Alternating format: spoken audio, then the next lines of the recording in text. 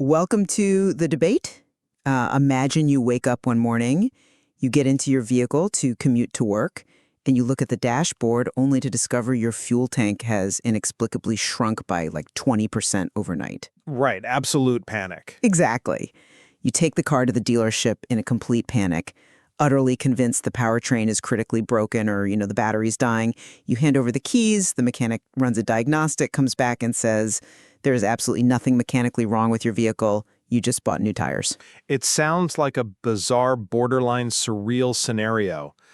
But that sequence of events is actually playing out in service centers across the country on a daily basis for electric vehicle owners. People are just experiencing absolute whiplash. It really is an alarming phenomenon. We are looking at a widespread situation where electric vehicle owners experience a sudden, massive decrease in their all-electric range, basically immediately after replacing their original factory tires. The drop is so jarring that owners genuinely believe their vehicle's drivetrain has failed. Yeah, they think the car's totaled. Right.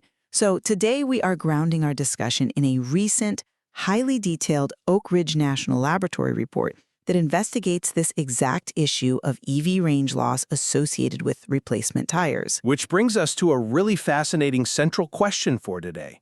When we look at this sudden drop in range, is it primarily a failure of market transparency and human perception? Or does this phenomenon expose a fundamental physical vulnerability in how electric vehicles are currently engineered and optimized? Well, I will argue that this range drop is essentially a psychological shock. It is driven by an incredibly opaque replacement tire market, combined with what I would call a perception gap regarding the physics of gradual tire wear. And I will argue that focusing on psychology lets automakers off the hook entirely. This phenomenon highlights a hard engineering limitation. It exposes the extreme sensitivity of electric vehicles to constant driving losses and demonstrates a heavy reliance by manufacturers on hyper-optimized original tires just to, mask this inherent fragility. Let us start by diving into the human element and the perception side of this, because the physics of tire wear create a profound psychological illusion for the driver. The core issue here is the baseline from which consumers are measuring their range. Right. When you drive a brand new EV off the lot, The tires have full, deep tread. But over the life of a tire, as that tread depth physically wears away, the physical resistance the tire provides against the road decreases as well. We're talking about the rolling resistance coefficient, or the CR. Yes, exactly, the CR. And the Oak Ridge report breaks down the mechanism behind this beautifully. Think about what a tire tread actually does as it rolls. Those thick rubber blocks squirm and deform against the pavement under the weight of the car. That deformation generates heat, and that heat is lost energy. But over tens of thousands of miles, as the rubber wears down, the tread blocks become shallower and stiffer. So there's physically less rubber deforming, which means less energy lost to heat. The report notes that a 22% decrease in tread depth produces a reduction in rolling resistance of approximately 10%. Oh, wow. Yeah, by the time a tire is ready to be replaced, its CR has declined by an average of about 20% overall. Giving the driver an artificial boost in range over time? Exactly. It is the boiling frog concept, but in reverse.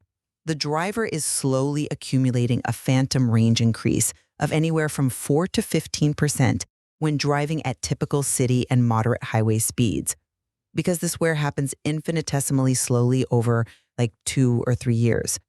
The consumer never actively notices their baseline shifting upward. They just think they're getting better at driving. Right. They just quietly get used to the car going a little further on a charge. They attribute it to good weather or becoming a more efficient driver. Then the inevitable day comes when they go to the tire shop and buy replacement tires with fresh, deep tread. Instantly, they suffer a 2 to 14% range drop back down to the original baseline. Yeah, it's a huge shock. Combine that psychological shock with the fact that replacement tires in the aftermarket average 20.7 to 23% higher rolling resistance than the original equipment manufacturer or OEM tires, and it feels like a catastrophic defect. But the real failure is simply a lack of a standardized U.S. tire efficiency rating, Consumers are flying blind in an unregulated aftermarket. Look, framing this as a perception gap or an illusion is a comfortable narrative, but I think it ignores the severe physical penalty inherent to how electric vehicles are designed. You acknowledge the baseline shifts, but the sheer magnitude of the range loss exposes how fragile EV efficiency truly is at its core. Fragile is a strong word, though.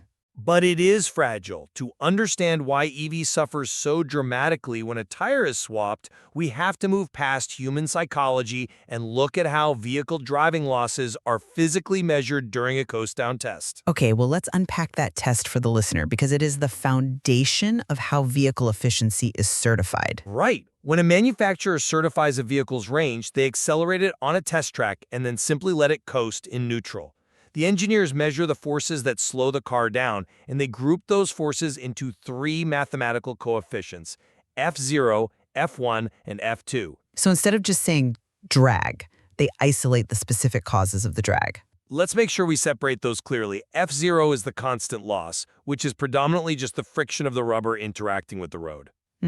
F1 is a loss that scales linearly with speed, which involves things like the friction inside the drivetrain and wheel bearings.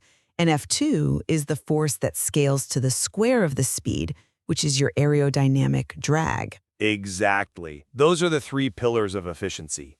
And when you look at the F0 data for electric vehicles, it is absolutely staggering.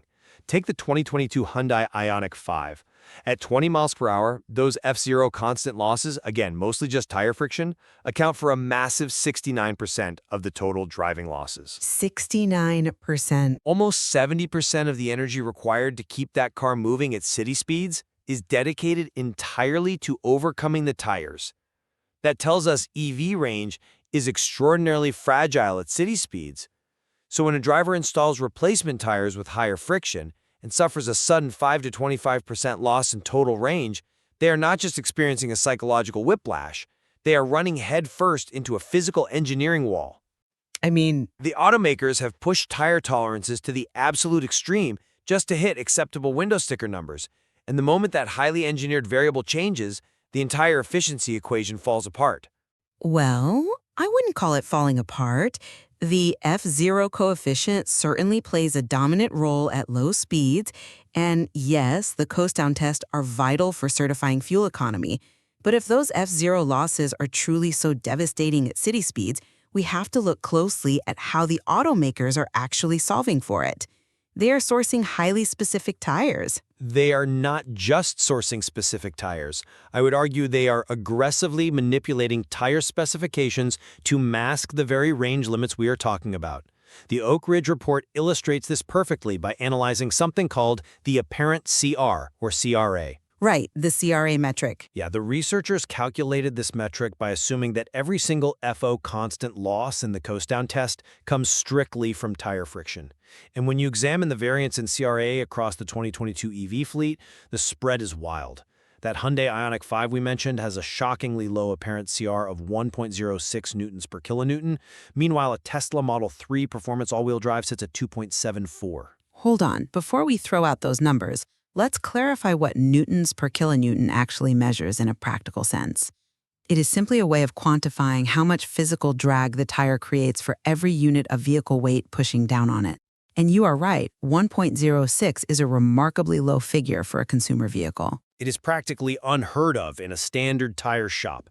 Independent laboratory tests on standard passenger tires simply do not produce friction numbers as low as 1.06 naturally. The fact that Hyundai achieves this, while Tesla sits at 2.74, proves that some manufacturers are engaging in extreme optimization. Optimization isn't inherently bad, though. But they might be operating the tires at lower fractions of their maximum load capacity to reduce squirm. They are certainly utilizing bespoke, custom silica rubber compounds, and sometimes even starting with shallower tread depths right from the factory. They are doing everything physically possible to artificially inflate EV range for the showroom. When the factory tires are that heavily hyper-optimized, making aftermarket parity physically impossible for a standard tire manufacturer, you cannot blame the consumer's perception. The vehicle is fundamentally dependent on a magical set of tires that the real-world aftermarket simply cannot replicate. I see why you think that, but let me give you a different perspective. Think of the OEM tire not as some magical, deceptive object, but rather as a highly specialized piece of athletic equipment. Think of it like running in specialized track spikes on a rubberized surface. Okay. When you buy the EV, it comes with footwear engineered exactly for its weight distribution and power delivery. When those track spikes wear out, the consumer goes to the local store and accidentally buys heavy work boots because the store doesn't clearly label which shoes are for the track. The problem isn't that the work boots are fundamentally flawed or that the concept of running is physically vulnerable. The problem is that the consumer cannot read the performance tags. You call it work boots, but if putting on a slightly different pair of shoes drops your ability to run by 25%, you are dealing with a profoundly fragile runner. It is a severe drop, I acknowledge that. But look at the data provided to the National Highway Traffic Safety Administration by Michelin, which is cited in the report. OEM tires had an average rolling resistance of 9.1 newtons per kilonewton. Replacement tires averaged 11.2. The aftermarket absolutely has the manufacturing capacity to produce tires that hit that 9.1 mark. So why aren't people buying them? The core issue is that we do not have a uniform labeling system in the United States to tell the consumer which tire is the track spike and which is the work boot. In Europe, they are successfully adopting the ISO 2850-80 test standard for rolling resistance. If the US universally adopted that specific, objective ISO standard and required it to be clearly printed on the sidewall or the sales sticker, the aftermarket could easily provide proper matches. The consumer would know exactly what they are buying. This is a data and regulatory failure, not a deceptive engineering trick by the automakers. Look, I genuinely understand the desire for better labeling, and more data is always beneficial. But even with perfect, transparent labeling, the laws of physics dictate how these vehicles operate at different speeds, and a label cannot fix the underlying penalty. That is exactly where the engineering vulnerability argument becomes overstated, particularly when we talk about real-world driving. The intense impact of F0, the tire friction we have been debating, plummets the moment you get on the highway. We established earlier that F2, the aerodynamic drag, is proportional to the square of the vehicle speed. As you accelerate onto an interstate, aerodynamics quickly overwhelm the energy equation. Right, the faster you go, the more air you hit. Exactly. By the time a vehicle hits 80 miles per hour, F0 accounts for only 15% of the total driving losses. The air resistance is doing all the heavy lifting. 15% is still a measurable slice of the pie when we are talking about limited battery capacity. It is measurable, but mathematically its impact is highly diluted at that speed. Because tire friction is only 15% of the total loss at 80 miles per hour. A massive 10% degradation in tire efficiency, like putting on those heavy work boots, only raises the total driving losses by a mere 1.1%. Wait, this 1.1%? Just 1.1% at 80 miles per hour. Therefore, for extended highway driving, a replacement tire only causes a negligible 2 to 6% range difference. If you are taking a long road trip, you are talking about losing maybe 5 to 10 miles of range on a full battery charge. When we look at the physics of speed, the EV is actually incredibly resilient to tire changes where range anxiety matters most on the open highway. I'm sorry, but I just don't buy that. Let me tell you why that logic breaks down in practice. You are relying on an 80 mile per hour metric to dilute the impact of the tire friction, but 80 miles per hour is not the standard by which we measure, advertise, or certify vehicle range. Well, it's a typical highway speed. But when the EPA conducts the highway fuel economy test, the very test used for corporate average fuel economy certification and the numbers printed on the window sticker, the average speed of that test cycle is actually 48 miles per hour. It is a dynamic test that fluctuates, but yes, the average speed sits right around 48. Which changes the math entirely.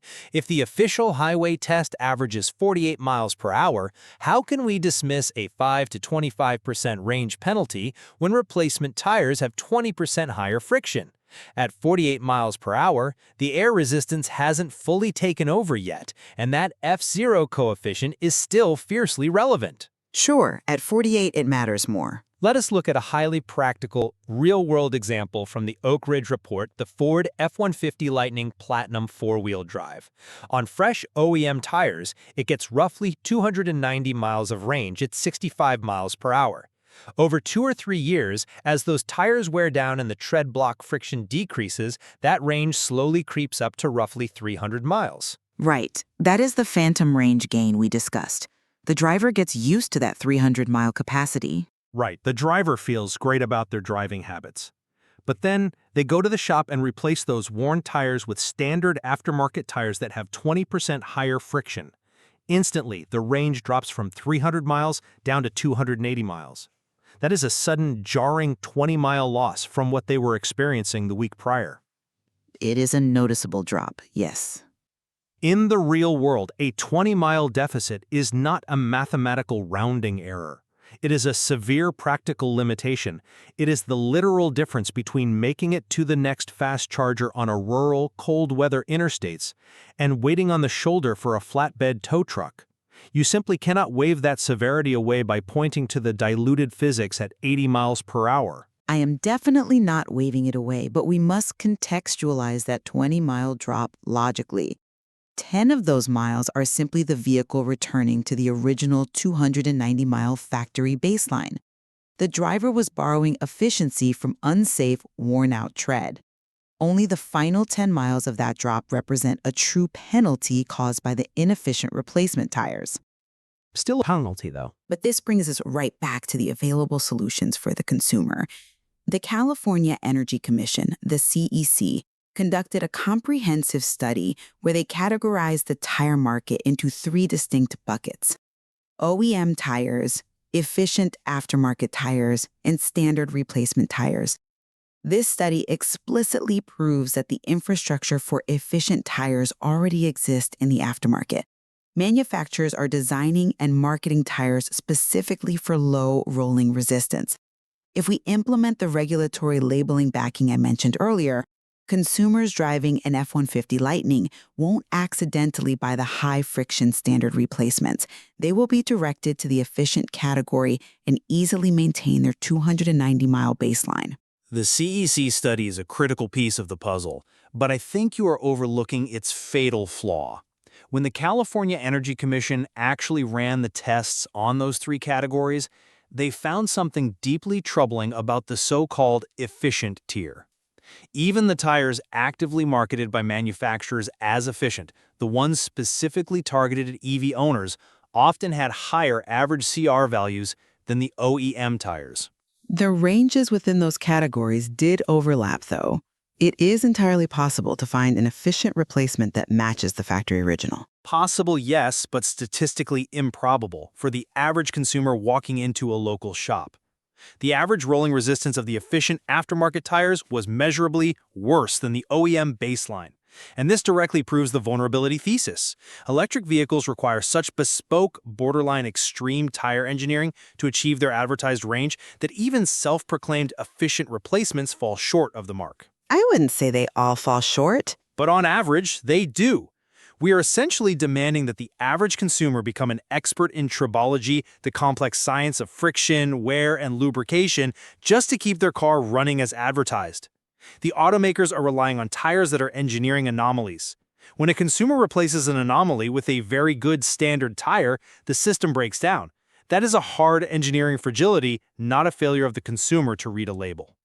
If the labels were tied to strict, objective ISO testing, rather than just a manufacturer's vague marketing claim of being efficient, those engineering anomalies would be quantifiable.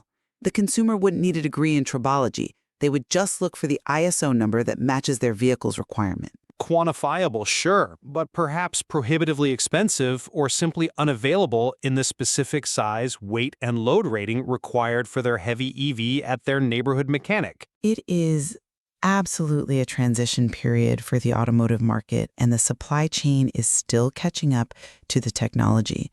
To summarize my position in light of our discussion, the EV tire range loss phenomenon is truly a perfect storm of human perception and market immaturity. Drivers fail to notice the gradual 4 to 15% range gain over years of slow tread wear, setting themselves up for a severe psychological shock when they finally buy new tires. When that psychological shock is combined with an unregulated aftermarket data ecosystem that leaves drivers inadvertently buying high-friction, unoptimized tires, it creates the terrifying illusion of a broken vehicle. But with standardized objective metrics like the ISO 2580, the market corrects itself, and this issue resolves. And from my perspective, while the psychological baseline shift is a very real and fascinating component of the driver's experience, the core issue remains a harsh physical reality. Electric vehicles possess an intense inherent sensitivity to F0 constant driving losses, particularly at the city and moderate highway speeds, where the vast majority of people actually drive. Their absolute reliance on hyper-optimized OEM tires to achieve viable window sticker range represents a genuine engineering fragility. It is a fragility that the aftermarket is currently struggling to support, and one that better labeling alone cannot engineer away. Well, I think we absolutely converge on the fact that consumer education regarding tire rolling resistance is desperately needed right now. The days of walking into a shop and just buying a tire based on its tread life warranty and all-weather traction are over for electric vehicle owners. They need to understand what the rolling resistance coefficient means for their daily commute and their battery life. Agreed entirely. The tire is no longer just a passive accessory that keeps the rims off the asphalt. It is a critical, active component of the electric drivetrain's efficiency loop. Where we continue to disagree is whether this intense dynamic represents a fundamental flaw in how EVs are currently designed to chase range targets, or if it is merely a temporary regulatory gap in the tire market's evolution. Which means there is so much more to explore in this source material. The Oak Ridge report details how different EV models balance these loss coefficients differently. Looking closely at how a Nissan Leaf, which has a very median apparent CR, balances its aerodynamic drag against its tire friction compared to a Chevrolet Bolt would provide incredible insight. It would show us exactly how different engineering teams are attempting to solve this exact puzzle of efficiency versus physical vulnerability. Yeah, evaluating those varying aerodynamic profiles against the heavy F0 tire penalties would be a fascinating next step to understanding the future of EV design. It truly would. So, the next time you wake up, get into your electric vehicle, and feel like your vehicle's fuel tank has inexplicably shrunk overnight, take a deep breath. Before you assume the battery is failing, take a look at the rubber meeting the road. You might not have a broken machine. You might just have bought it the wrong pair of shoes.